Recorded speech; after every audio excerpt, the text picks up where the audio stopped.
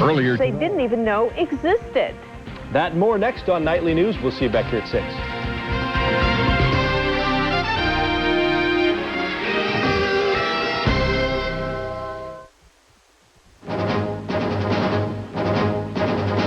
A day of remembrance. America celebrates its heroes, but is Veterans Day losing its place in American life? And on the home of the brave, a World War II veteran and the woman who saved his life. The investigation of Flight 990. Now the speculation grows on what could have happened in the cockpit in the final moments. In depth tonight, the lost world, a new find. A dinosaur that roamed the Earth more than 135 million years ago. And how close is too close when politicians use corporate jets to get around?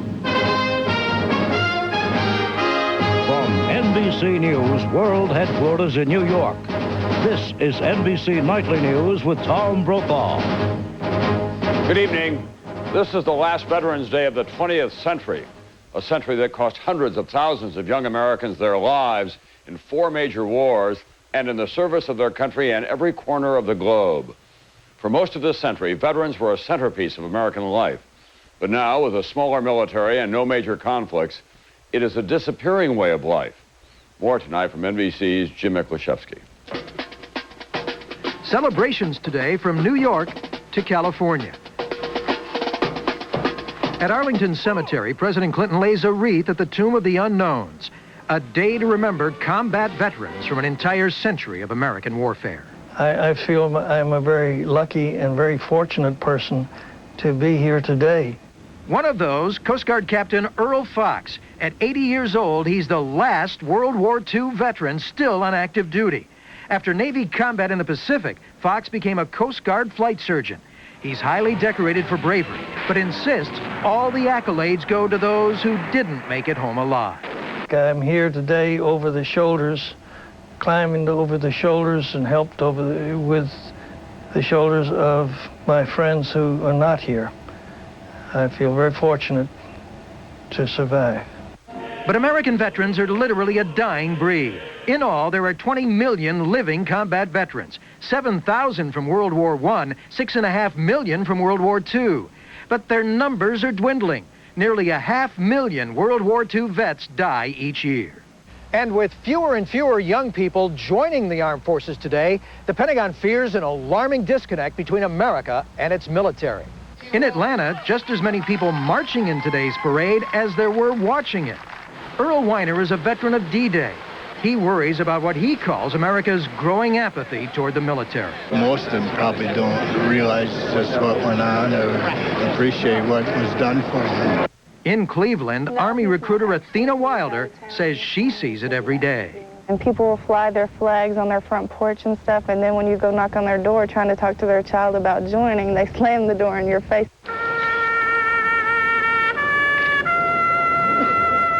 But today, if only for a moment, many Americans did remember the courage and sacrifice of 1 million servicemen and women who have died in combat. Jim Miklashevsky, NBC News, the Pentagon. And tonight, the search for answers in the crash of Egypt Air Flight 990. That search is filled with frustration and speculation. There's no sign of sabotage, no cockpit voice recordings yet, no explanation for the controlled descent, then sudden rise, and then the fatal fall. What was going on in the cockpit? Here's NBC's Pete Williams. Rough seas with waves over 10 feet, forcing recovery ships back to port before dawn today. Another delay in getting the crucial cockpit voice recorder off the ocean floor. For the FBI, more waiting, hoping for pieces of the plane to check for obvious signs of damage that would point to an explosion. Based on what few parts have been found, says the FBI's top investigator on the scene, no indication of sabotage. Our laboratory people, our chemists, would also swab some of these pieces to see if there was any explosive residue. That has been negative to date. So far, just 85 calls to the FBI's telephone tip line, a strikingly small number compared to other high-profile cases. Few eyewitness accounts either, the most recent from the crew of this lobster boat fishing near the scene when the plane went down. For now, most of the FBI's energy has been directed at interviews, more than 500 so far, with ground crews like these in 3 U.S. cities where the plane landed before the crash. More than 250 agents asking questions but finding nothing suspicious. What does that mean? Ask a former top FBI investigator on the TWA 800 crash. It tells me we have an unfortunate accident or we have a perfect crime. You know, anywhere between those two ends of the spectrum. So investigators now wait for that cockpit recorder, hoping for clues on whether, for example, someone rushed in with a gun. Such a crime is not unheard of. Investigators think an airline ticket agent shot the pilots of a PSA jet in 1987 before it crashed in California. Pilot suicide can't be ruled out yet either. That's what apparently caused this Indonesian airliner to crash 2 years ago. But such incidents are extremely rare. And one air safety expert says if someone broke into the cockpit, the Egypt Air pilots would have made a radio call, but they did not. I find that extremely strange. It's hard to imagine anything that would have happened quite so quickly that the crew wouldn't have a chance to communicate some kind of distress. That's why the cockpit voice recorder will be so important. More questions tonight that investigators hope will be answered by a 30-minute audio tape still under 250 feet of the Atlantic Ocean. Pete Williams, NBC News, Washington. We've asked NBC's chief medical correspondent, Dr. Bob Arnott, to take us through what may have been going on in the cockpit. Based on what we know so far, Bob is not an airline pilot, but he has hundreds of hours of flying time. And today he went up, so to speak, in a 767 simulator. This is an $18 million Level C 767 simulator. These are so good that a pilot could go from training in one of these to flying the real thing. We flew this simulator belonging to a major international airline to see what the cockpit might have been like during Egypt Air's rapid descent and how pilots are trained to respond. Flying a modern airliner is usually extremely tame. On takeoff, the most you're likely to see is this, pitching up at about 15 degrees. Turns are very mild. But Egypt Air was descending much more steeply. In real life, here's what the pilots may have been dealing with. The airplane's data recorder shows they were level at cruising altitude when the autopilot disengaged. Flying at altitude, in this case 33,000 feet, is usually considered the safest part of a flight. But one key question that investigators are asking is how Flight 990 descended at such a terrific vertical speed. One way you might think would be simply to push the control column over. That could happen if the pilots were overpowered, but pilots are trained to do exactly this if cabin pressure is suddenly lost. That could happen if, say, a tire or a fuel tank or even if a bomb exploded. Investigators will also want to determine if the autopilot disengaged on its own or if pilots disengaged it so they could descend because of an emergency. Tim Forte is an expert pilot and a former NTSB and FAA official. In a simulated emergency loss of cabin pressure, a pilot's first step, put on an oxygen mask. Now, what did you have to do to get this airplane going down that quickly? Well, I throttled back, obviously, the first, and I deployed the speed brakes, and I pitched over. Radar shows the plane pulled out of the dive, started to recover. But was 990 already too badly damaged to fly? And were the pilots still conscious and in control? The simulator can't answer these questions. And tonight, investigators hope the black boxes will unlock the mystery of Flight 990. Dr. Bob Arnott, NBC News, New York.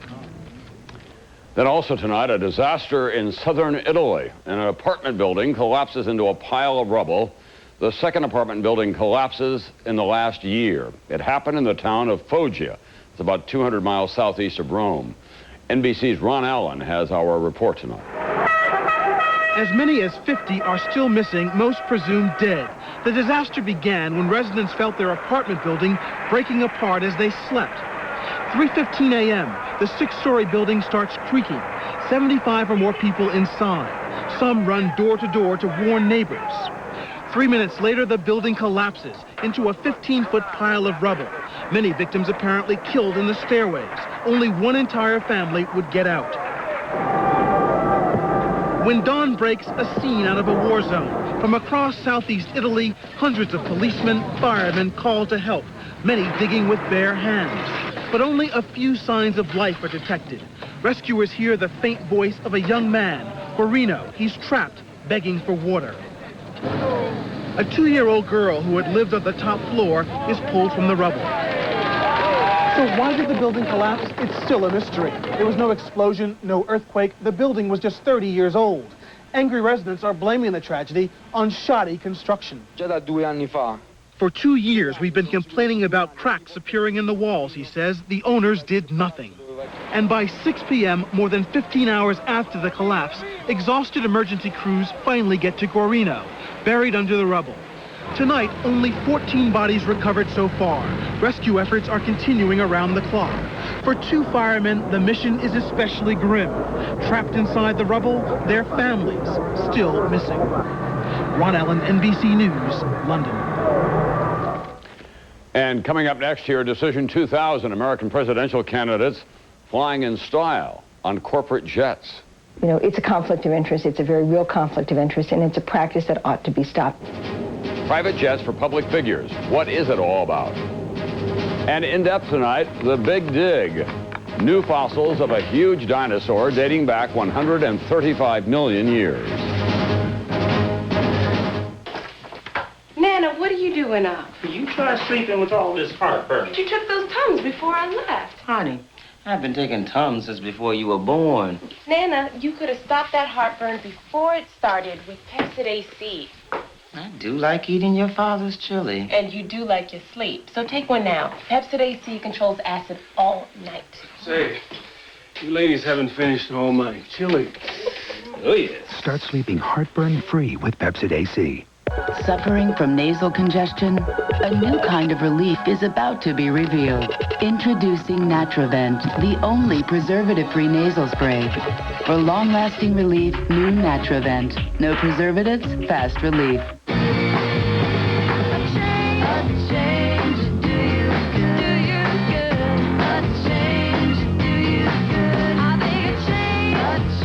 Hey, change might do you good. Buy a new 2000 Oldsmobile Bravada and get a 6-disc CD changer at no extra charge. Plus $2,000 cash back. So you can rock, roll, and ride to hours of uninterrupted music. Get down to your Oldsmobile dealer today and start something loud.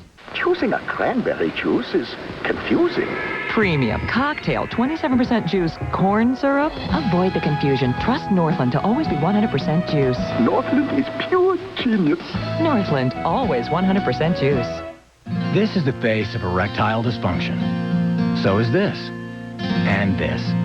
Fact is, 1 in 3 men have some form of ED, a medical condition also called impotence that affects men of every age, race, and background. What else do all these men have in common? They all faced up to their problem and got help. If you're experiencing ED, there's no need to hide your face. Just talk to your doctor. It's the best way to get educated about ED and how to treat it.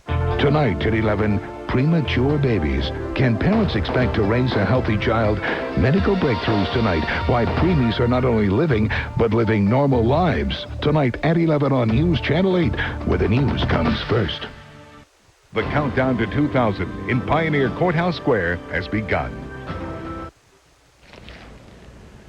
Veterans Day may be a holiday for government, but for all the presidential candidates across the country, their campaigns were in overdrive today.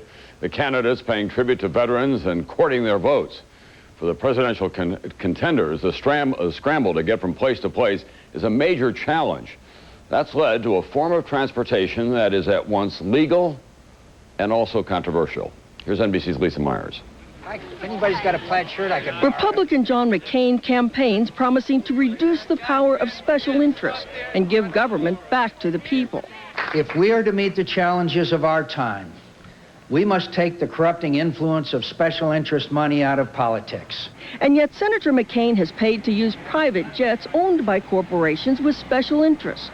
Campaign records show about 24 flights provided by companies such as Bell South and Union Pacific Railroad, which McCain helps regulate as chairman of a powerful Senate committee. You know, it's a conflict of interest. It's a very real conflict of interest, and it's a practice that ought to be stopped because using private airplanes makes the life of these politicians a great deal easier, and they are forever grateful to the corporations that give them the access to the planes.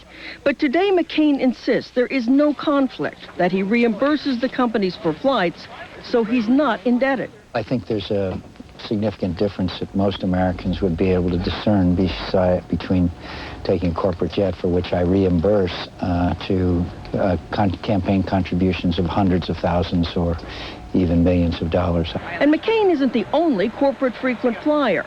Democrat Bill Bradley has flown some 45 trips on private jets. His campaign says he strictly follows the law. But critics say the law gives candidates a bargain rate. They pay the company the equivalent of first-class airfare, and that is much less than the actual value of the flight.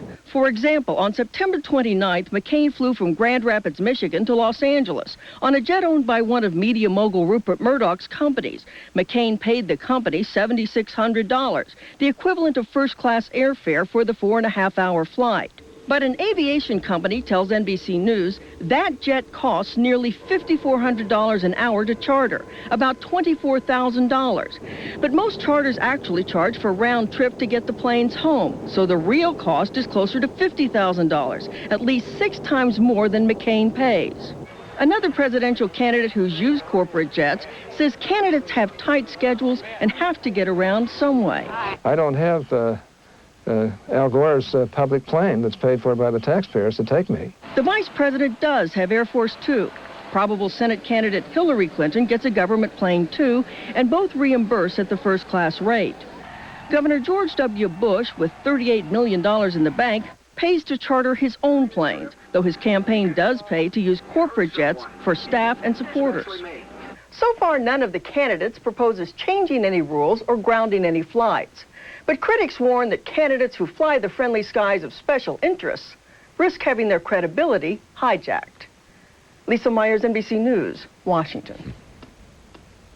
Wall Street today, inflation worries kept the blue chips on the downside. The Dow lost about 2.5 points today. But another rally for tech stocks sends the NASDAQ back into record territory. It was up more than 41 points today. Still ahead, the home of the brave. He fought in one of the bloodiest battles of World War II. She was a nurse who was like a guardian angel. Tonight, their reunion to say thanks more than 50 years later. I hate this cold, dry weather. Makes my scalp itch worse. That's scalp stress itch. When I blow dry, my scalp itch gets intense. That's scalp stress itch. Days like this, what an itch. That's scalp stress itch. And this is what stops it. Scalpicin. Clean, unscented, medicated to stop scalp stress itch. Fast. Scalpicin stops scalp stress itch. I was about as miserable as a girl could be. Heartburn worse than yesterday's coffee. And pain. My antacid didn't do the whole job. And Pepcid takes so long. Then I tried Alka-Seltzer. It just plain worked better. Alka-Seltzer, the only one with the medicines to relieve all your symptoms. It really works fast. And only Alka-Seltzer has the effervescent power to speed relief. Alka-Seltzer.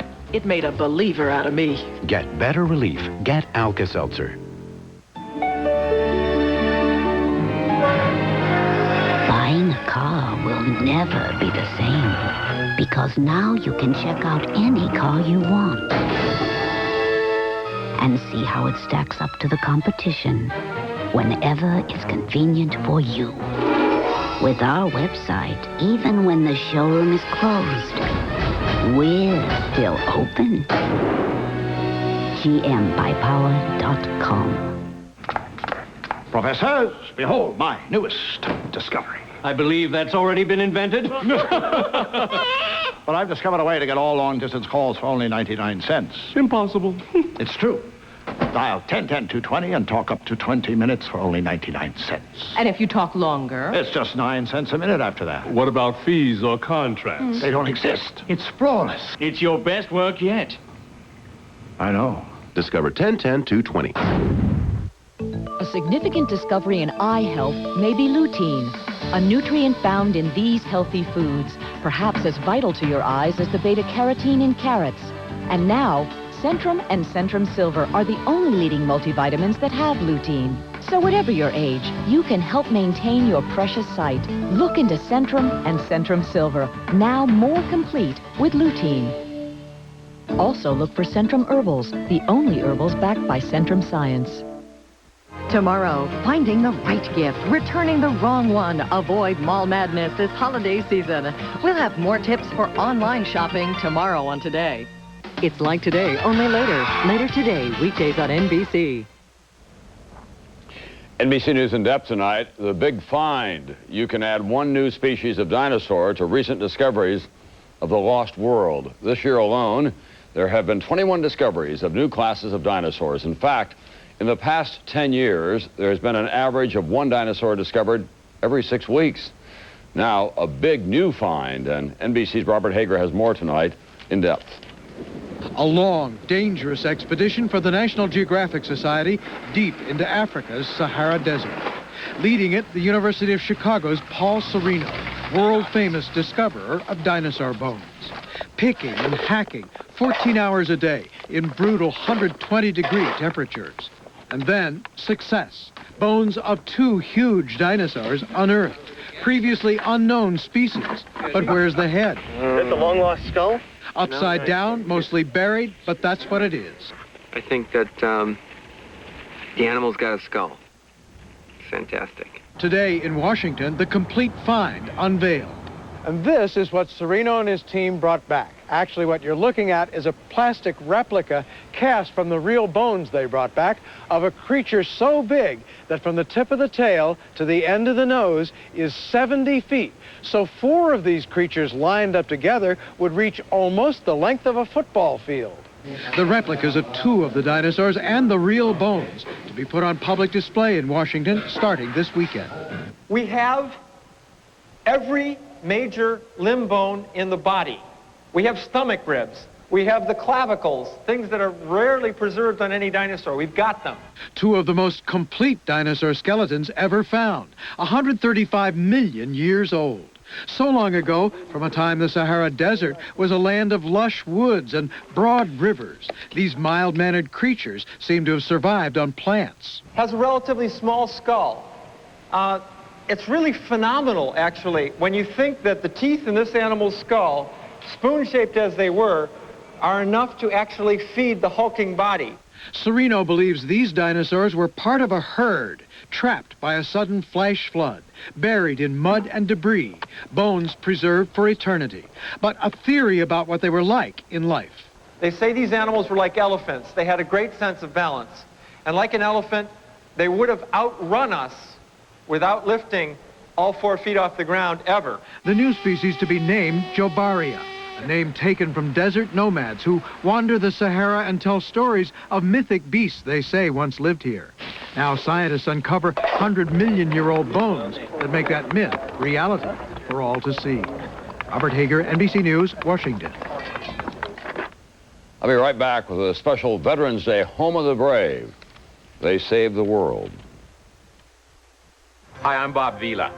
You know, your home is your sanctuary, the one place you and your children should feel safe. But there can be dangers, too, and some of them are not so obvious. Improperly wired outlets that can electrocute, water coolers that can burn, household cleaners that can kill, lead paint that can poison. To find out about them, call HUD. For a free brochure on HUD's healthy homes and FHA loans, just call. HUD and FHA are on your side. At Enterprise Rent-A-Car, when you call us, we don't just pick up the phone. We pick you up. Right here. This is great. Thank you. Pick Enterprise. We'll pick you up. It's time. Time for your heartburn to kick in because your heartburn relief gave out. It happens 2 or more days a week, even though you've treated it and changed your diet. That frequent, persistent heartburn may be due to acid reflux disease, potentially serious. It's Prilosec time. Time to see your doctor about prescription Prilosec. Your results may vary, but for many people, Prilosec provides 24 hours of complete heartburn relief with 1 daily dose. Ask your doctor for more information about Prilosec and if it's right for you. The most common side effects are headache, diarrhea, and abdominal pain. 24 hours of complete heartburn relief is possible. It's Prilosec time. So instead of paying a separate commission every time you trade, you'd pay an annual fee, trade all you want. All I want? Yeah, virtually unlimited. Oh, really? Remember the financial plan we're working from here, Dad. The point is long-term capital appreciation. I know. You just don't want you sitting by the computer all day buying and selling stocks. Yeah. Show me how I log on to your research. Oh, that's easy. Investing is serious business, Dad. I promise I'll do my homework, okay?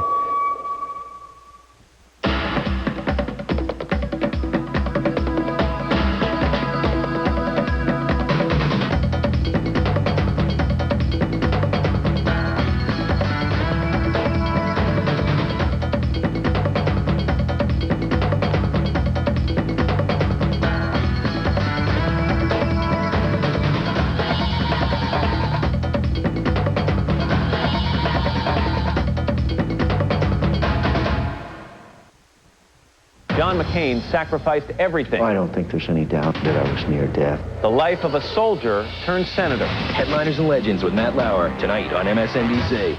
This weekend on National Geographic Explore, think leopards on the ground are scary? Wait till you see dinosaurs in the air. An amazing new discovery on Explore, Saturdays and Sundays on CNBC. On this Veterans Day, no doubt there are many reunions, but it would be hard to top the one that occurred in Dallas last week. It was a soldier and an Army nurse. She was so busy saving lives during World War II, she didn't remember him, but he never forgot her. Here's NBC's Fred Francis. It is 1944, Italy. An American tank company moves toward Rome when German artillery opens fire. The lead tank is hit. Tank Commander Lieutenant Dewey Ellard, only 24 then, the only survivor, burned and shot up. They dug me out, and I was so beat up they didn't recognize me, my own men. Injury so severe he would be transported 30 miles to the nearest surgical field hospital set up near bloody fighting on the Anzio beachhead. Ellard doesn't remember exactly what happened, but when he awoke, he saw a face he would never forget. The next thing I saw 2 days later was looking at her.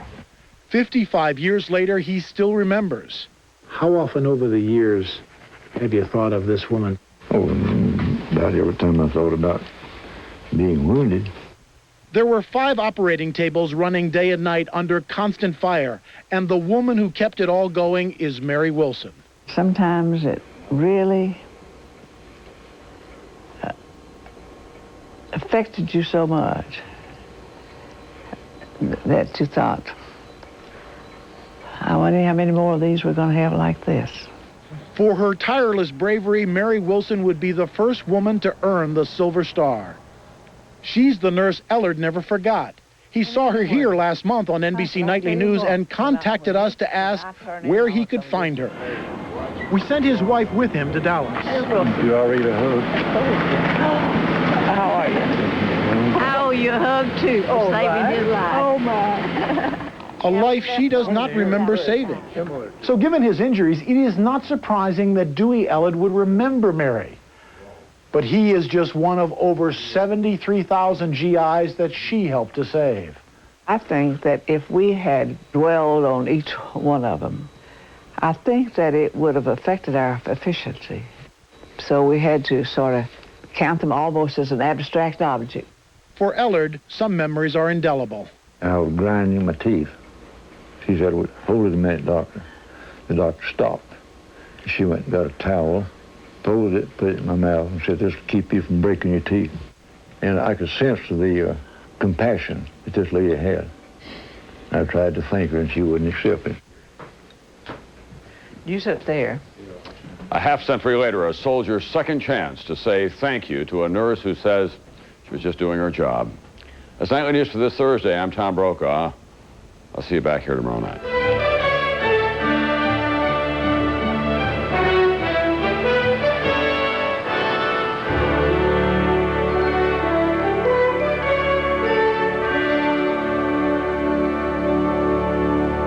Nightly News is a presentation of NBC News. More Americans watch NBC News than any other news organization in the world. From KGW, where the news comes first, this is Northwest News Channel 8 at 6.